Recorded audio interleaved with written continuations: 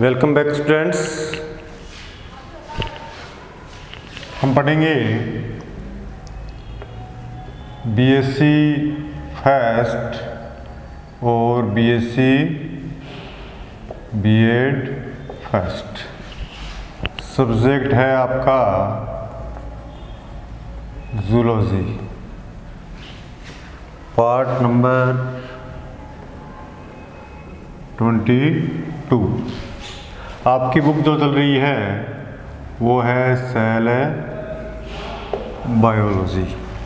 Cell biology के अंदर हम बात कर रहे हैं कोशिका के कोशिकाओं की बात कर रहे हैं। कोशिका के कोशिकाओं के अंदर हमने बहुत से कोशिकाओं के बारे में पढ़ लिया है। आज जो हम नेक्स्ट कोशिकांग का अध्ययन करेंगे वो आपका है सेंट्रियोल्स। क्या है? सेंट्रियोल्स। नेक्स्ट कोशिकांग क्या है आपका? सेंट्रियोल्स। क्या है?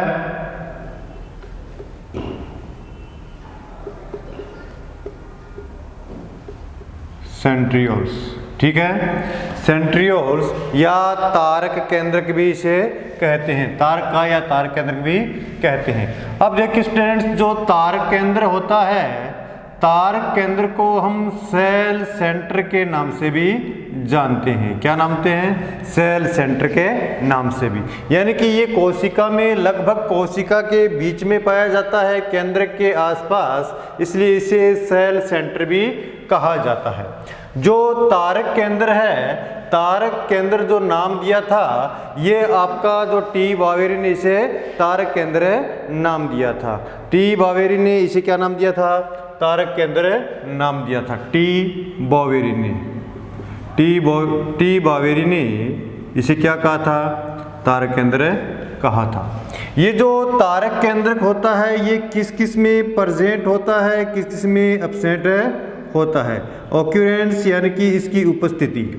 देखिए तारक केंद्रक आपकी जो प्रोकैरियोटिक सेल होती है, प्रोकैरियोटिक सेल में एब्सेंट रहते हैं। जो डाइटम्स होते हैं, डाइटम्स में एब्सेंट रहते हैं। ईस्ट कोशिकाओं में भी एब्सेंट रहते हैं। इसके अलावा जो आपके एंजियोस्पर्म प्लांट होते हैं, एंजियोस्पर्म प्लांट में भी एब्सेंट रहते हैं। ठीक है। इसके अलावा ये आपके यूकैरियोटिक सेल की जो एनिमल सेल है, एनिमल सेल में प्रेजेंट रहते हैं। और इसके अलावा ब्रायोफाइटा के अंदर रहते हैं। और इसके अलावा ये जो जिम्नोस्पर्म प्लांट होते हैं, जिम्नोस्पर्म प्लांट के अंदर भी ये प्रेजेंट रहते हैं। तो ये जो आपका उपस्थिति के आधार पर कहा जाता है कि प्लांट सेल में मुख्यतः एंजियोस्पर्म में ये क्या पाए जाते हैं? अनुपस्थित पाए जाते हैं। केवल और केवल कोशिका विभाजन के समय ही ये दिखाई देते हैं। ठीक है। और एनिमल सेल्स, ब्रायोफाइटा और जिम्नोस्पर्म में, ये जिम्नोस्पर्म की जो कोशिकाएं होती है इनमें हमेशा ही क्या रहते हैं? प्रेजेंट रहते हैं। तो ये तो बात थी उपस्थिति की कि सेंट्रियोल कहाँ कहाँ उपस्थित होता है। अब देखिए स्टूडेंट, सेंट्रियोल कोशिका में पाया जाता है। इसी प्रकार का सेंट्रियोल आपके जो कुछ मोमेंट वाले जो सीलिया और फ्लैजिला होते हैं, सीलिया और फ्लैजिला के अंदर भी क्या पाए जाते हैं? सीलिया और फ्लैजिला के अंदर भी इस प्रकार के ये सेंट्रियोल पाए जाते हैं। यानी कि सीलिया और फ्लैजिला में, सीलिया और फ्लैजिलम में, सीलिया और फ्लैजिलम में भी सेंट्रियोल पाए जाते हैं। और इसमें क्या करते हैं? सीलिया और फ्लैजिला से संबंधित जो सेंट्रियोल होते हैं उनको अनेक नाम से जानते हैं। क्या नाम से जानते हैं? एक तो आपका है बेसल बॉडी। इनमें क्या बोलते हैं? इन्हें बेसल बॉडी भी कहा जाता है, या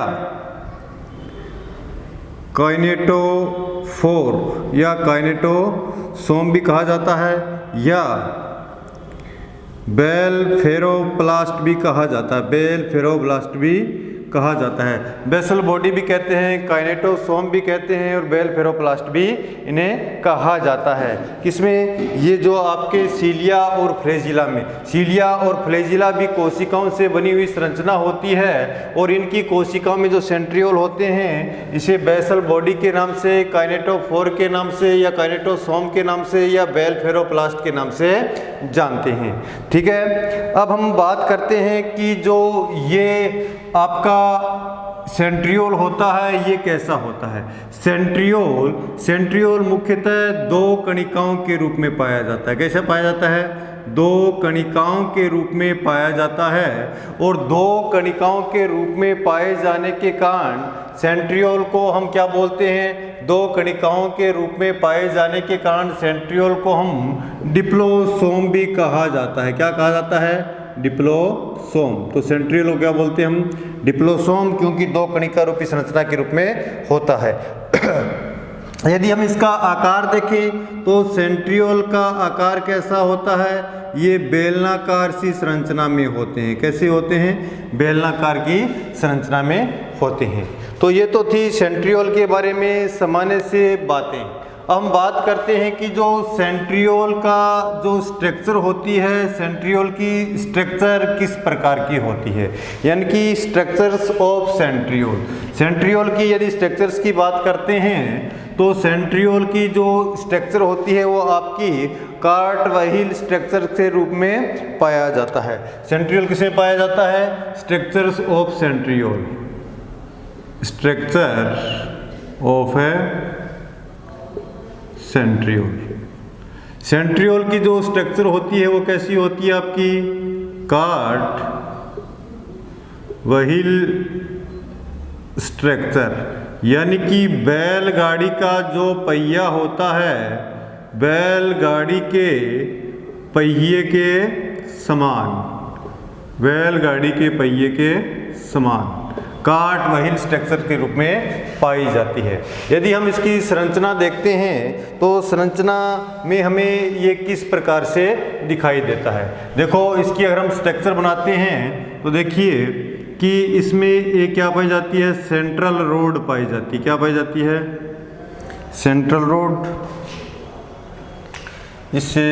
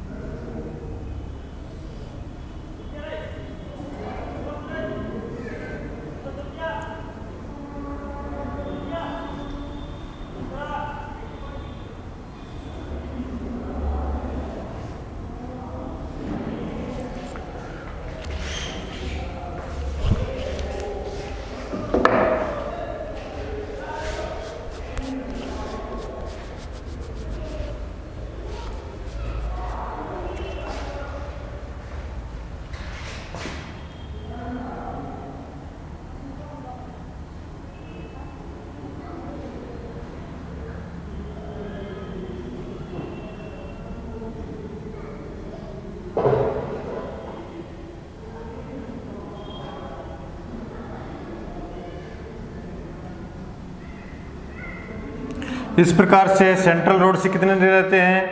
1 2 3 4 5 6 7 8 9 9 आपके स्पोक्स यानी कि ताड़ियाँ क्या होती है? निकली हुई रहती है। ठीक है।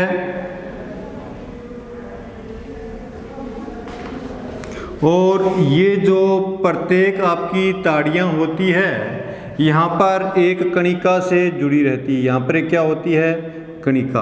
प्रत्येक ताड़ियों पर क्या होती है, कणिका। यहाँ पर कणिका। ये जो कणिका होती है इसे हम क्या बोलते हैं, इसे हम कहते हैं एक्स कणिका कहा जाता है। इस कणिका को एक्स कणिका कहा जाता है। ये क्या है आपकी एक्स कणिका, ये क्या है सेंट्रल रोड, और ये क्या है 9 स्पोकल्स।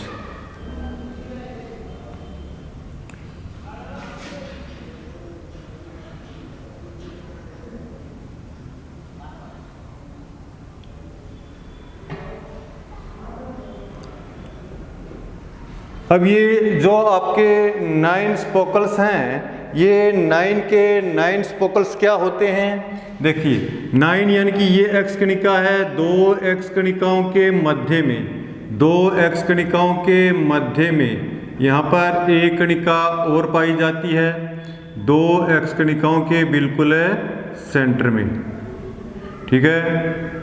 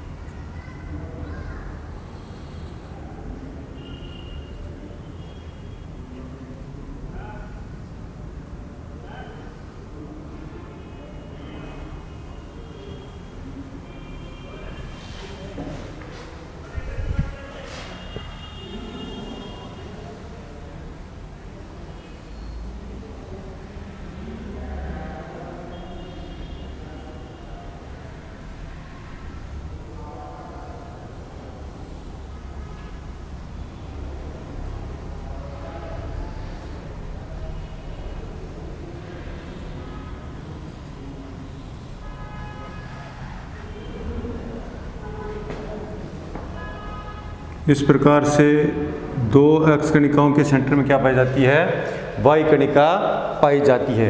2 एक्स कणिकाओं के सेंटर में वाई कणिका पाई जाती है। अब देखिए स्टूडेंट्स, जो आपका ये जो 9 स्पोकल्स हैं, 9 स्पोकल से प्रत्येक स्पोकल से यहाँ पर क्या जुड़े रहते हैं, प्रत्येक स्पोकल के ऊपर, प्रत्येक स्पोकल से क्या जुड़े रहते हैं, यहाँ पर 9 जो तंतु जुड़े रहते हैं जिन्हें प्रीदीय तंतु कहा जाता है। क्या कहा जाता है, 9 प्रीदीय तंतु जुड़े रहते हैं। और ये जो तंतु होते हैं ये 3 छोटे छोटे तंतुओं के बने होते हैं, यानी कि 3 इकाइयों के बने होते हैं।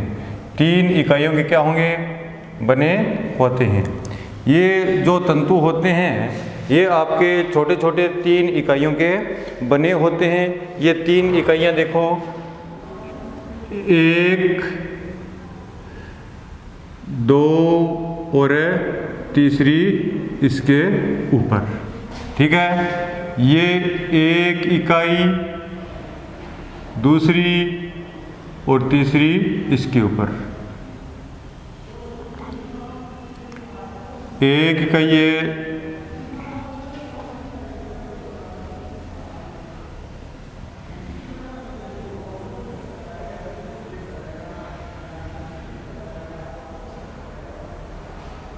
इस प्रकार से।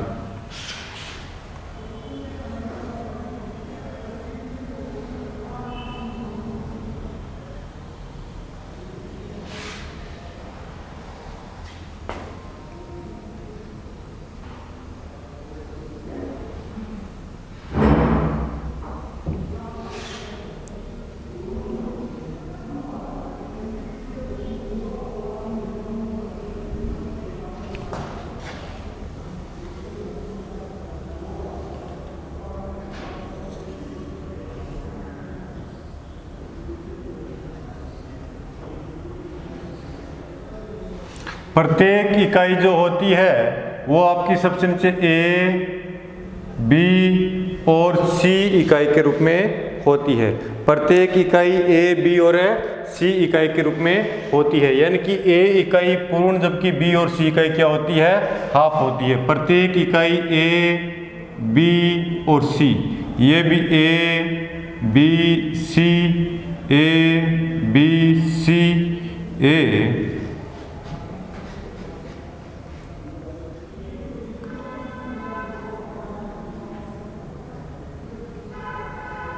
ए, बी और सी, ए, बी, सी, ए, बी, सी, यानी कि ये जो 9 तंतु हैं, इन स्पोकन यानी ताड़ियों से जुड़े हुए 9 तंतु हैं, ये कितनी इकाइयों के बने होते हैं, 3 इकाइयों के बने होते हैं। ये 3 इकाई क्या होती है, ए, बी और सी होती है। जो आपकी सी इकाई होती है वो ए इकाई से जुड़ी रहती है, जो सी इकाई होती है वो ए से जुड़ी रहती है। सी इकाई ए से, सी इकाई ए से, सी और ए, सी और ए, इसी प्रकार से इसकी सी और ए।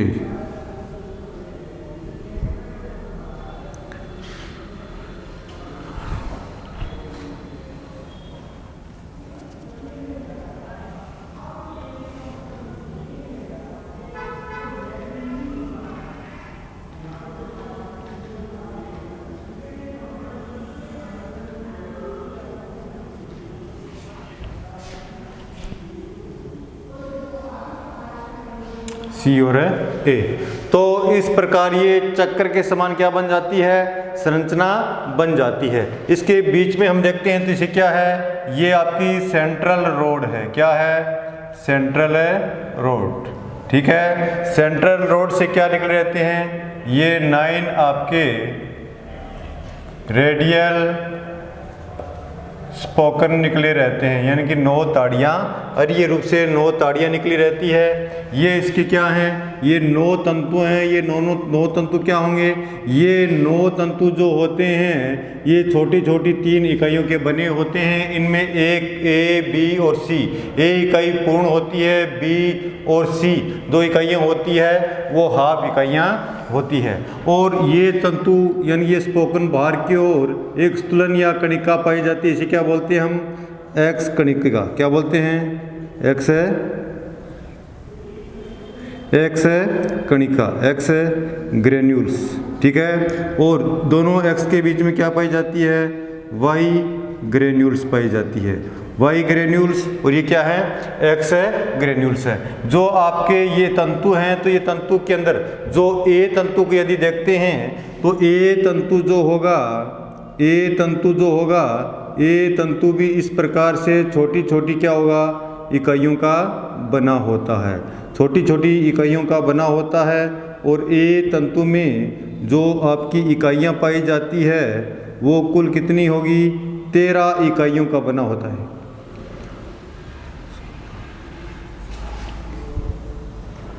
ए तंतु जो होगा वो आपकी 13 इकाइयों का बना होगा। इस प्रकार से छोटी छोटी इसमें इकाइयाँ होगी, 1 2 3 4 5 6 7 8 9 10 ये तंतु जो होता है इस प्रकार से छोटी छोटी इकाइयों का बना होता है, जो 13 इकाइयों का होता है, जबकि बी और सी भी इसी प्रकार की इकाई के बने होते हैं। ये पूर्ण तंतु न होने के कारण इनमें जो इकाइयों की संख्या है वो 13 की संख्या में न पाकर 13 से क्या पाई जाती है, कम पाई जाती है। तो ये जो आपकी संरचना है ये है सेंट्रियोल की, और सेंट्रियोल की जो स्ट्रक्चर है वो आपकी कार्टवाहिल स्ट्रक्चर के रूप में पाया जाता है। अब हम देखते हैं कि सेंट्रियोल की संरचना में क्या बात करते हैं। सेंट्रियोल की संरचना में सबसे पहले बात करते हैं कि जो सेंट्रियोल है वो माइक्रोट्यूब्यूल्स के बने होते हैं। किसके बने होते हैं? माइक्रोट्यूब्यूल्स के बने होते हैं। माइक्रोट्यूब्यूल्स यानी कि छोटी छोटी नलिकाओं के बने होते हैं। तो सबसे पहले संरचना में बात करते हैं कि जो इसमें क्या पाए जाते हैं, माइक्रो ट्यूब्यूल्स पाई जाती है, छोटी छोटी संरचनाएं पाई जाती है। इसमें परिधि की तरफ 9 तंतु पाए जाते हैं, जिन्हें क्या कहते हैं, जो नलिका के रूप में बने होते हैं। और ये नलिका रूपी तंतु क्या कहलाते हैं, इसकी माइक्रोट्यूब्यूल्स है